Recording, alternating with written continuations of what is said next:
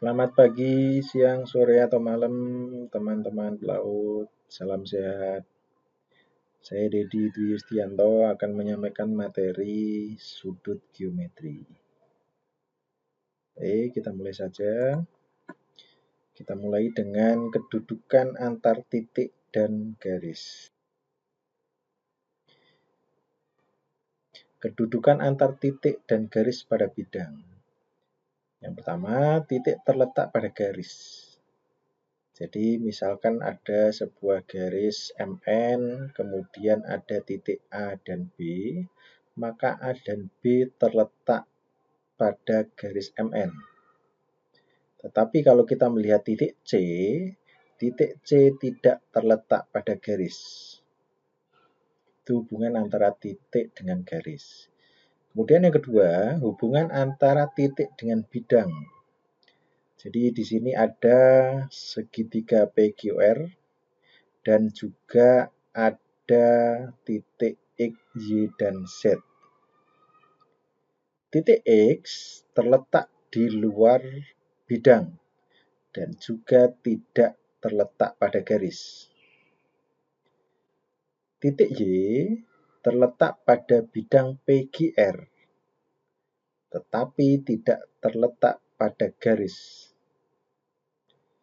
Titik Z terletak pada bidang PQR dan juga terletak pada garis QR. Berikutnya, kita bahas hubungan antar sudut. Hubungan antar sudut ada beberapa macam. Kita mulai yang pertama, hubungan antar sudut. Di sini ada dua garis yang sejajar, yaitu garis A dan B, yang dipotong oleh garis P.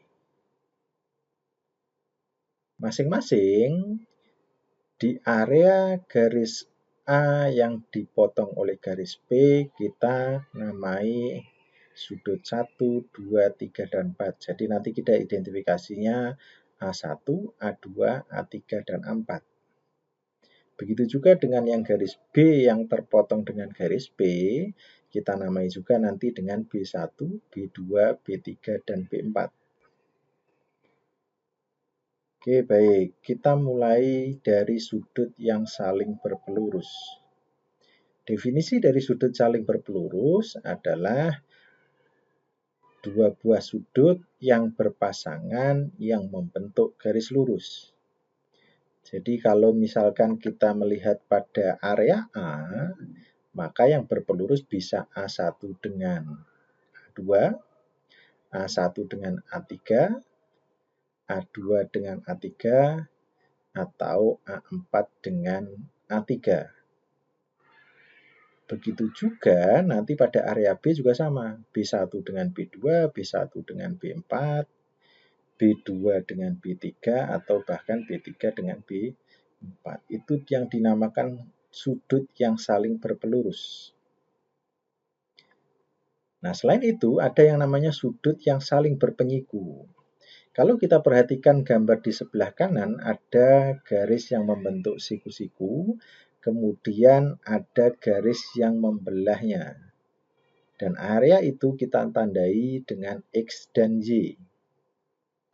Maka yang dikatakan sudut saling berpenyiku adalah sudut X dan sudut Y.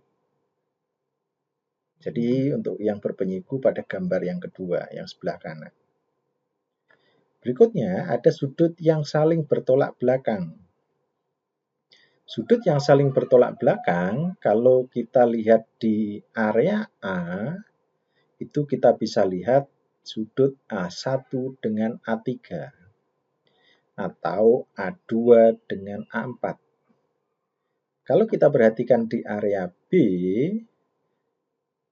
sudut yang saling bertolak belakang adalah B1 dengan B3, B2 dengan B4. Berikutnya ada yang namanya sudut saling sehadap. Oke, kalau kita perhatikan gambar secara keseluruhan, artinya kalau misalkan kita lihat dari gambar yang kanan kiri yang pertama, sudut yang saling sehadap, berarti kita melihatnya A dan B. Karena kalau misalnya kita hanya melihat area A atau area B, jelas masing-masing sudutnya menghadap arah yang berbeda. Tapi kalau kita kombinasikan A dan B, maka yang dimaksud dengan sudut yang sehadap seperti A1 dengan B1 mengarah ke arah yang sama.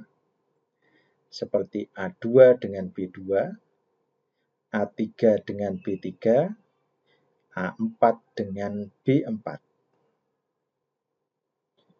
Oke. Berikutnya ada sudut yang saling berseberangan. Kita masih melihat secara keseluruhan antara area A dan B. Nah, sudut yang saling berseberangan seperti A2 dengan B4. Nanti seperti A3 dengan B1. Ini sebetulnya kalau melihat area ini saja, nanti ada pembagian. Berseberangannya adalah di dalam, artinya dalam berseberangan.